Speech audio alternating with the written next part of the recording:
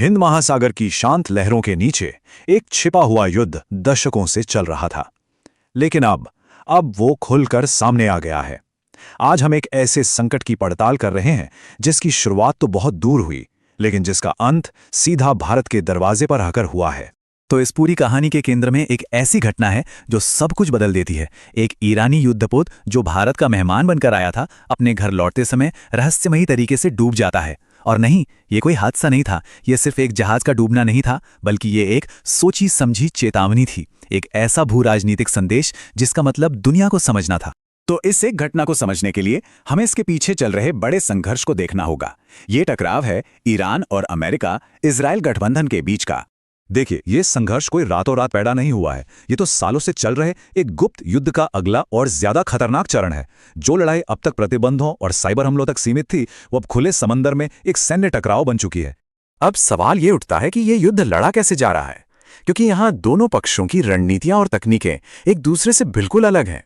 तो ईरान जैसी शक्ति अमेरिका और इजराइल जैसी तकनीकी महाशक्तियों का सामना आखिर करती कैसे है? जवाब है असम्मित युद्ध।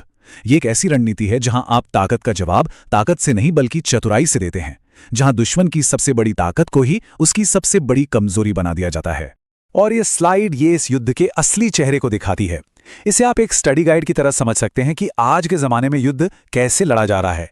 देखिए, एक तरफ अमेरिका और इजराइल के करोड़ों के पैट्रियट मिसाइल्स हैं, लेकिन उनका स्टॉक तेजी से घट रहा है। तो दूसरी तरफ ईरान के सस्ते लेकिन बेहद असरदार शहीद ड्रोन्स हैं, जो झुंड में हमला करके दुनिया के सबसे महंगे डिफेंस सिस्टम को बेकार कर देते हैं। ईरान ने अमेरिका का एक एडवांस MQ-9 रीपर ड्रोन मार गिराया, तो जवाब में अमेरिका और इजराइल ने ईरान के जुगाड़ से बने विमानवाहक पोत बघेरी को डुबो दिया। ये सिर्फ हथियारों का लेन देन नहीं है, ये एक आर्थिक और औद्योगिक युद्ध भी है। तो यहां पर बात साफ हो जाती है। सैन्य सिद्धांतों का एक बुनियादी फर्क है। एक तरफ है कुछ गिने चुने सटीक और बेहद महंगे हमले, तो दूसरी तरफ है एक ऐसा झुंड जिसे रोकना लगभग नामुमकिन है। ये क्वालिटी और क्वांटिटी की लड़ाई है। 500 ये सिर्फ एक नंबर नहीं है। सोचिए जरा, ये ईरान की औद्योगिक ताकत का प्रतीक है।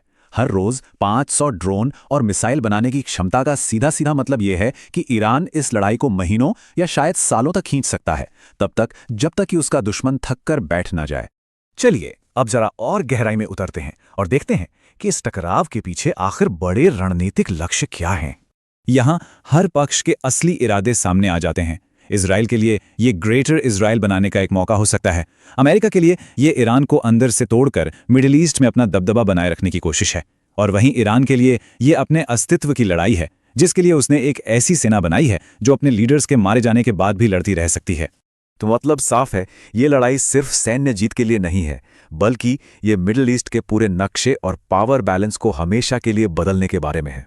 और अब कहानी का रुख उस देश की तरफ मुड़ता है जो इस शतरंज के खेल में अनजाने में एक मोहरा बन गया है, भारत।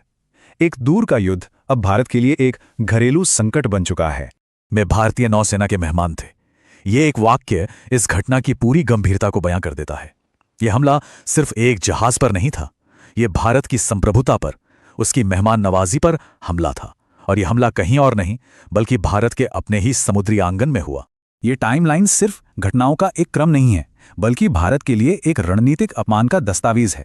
सोचिए, एक मेहमान जहाज जो आपके नौसैनिक अभ्यास से लौट रहा है, आपके तट के पास डूबता है और मदद के लिए आपसे पहले श्रीलंका की नौसेना पहुंच जाती है। ये एक बहुत गंभीर संदेश देता है।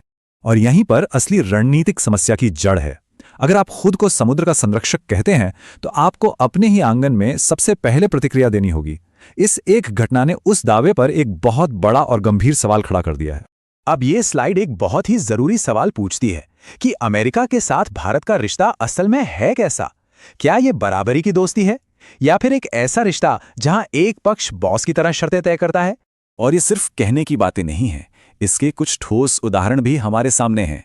दिल्ली में आकर यह कहना कि भारत को चीन की तरह प्रतियोगी बनने की अनुमति नहीं दी जाएगी, ये दोस्ती के रिश्ते की भाषा तो बिल्कुल नहीं लगती।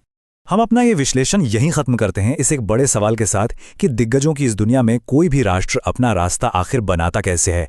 जब बड़ी शक्तियां अपने नियम चलाना चाहें, तो एक उभरती हुई शक्ति अपनी स्वतंत्रता और संप्रभुता को कैसे बनाए रखती है? इसी सवाल का जवाब भारत के भविष्य की दिशा तय करेगा।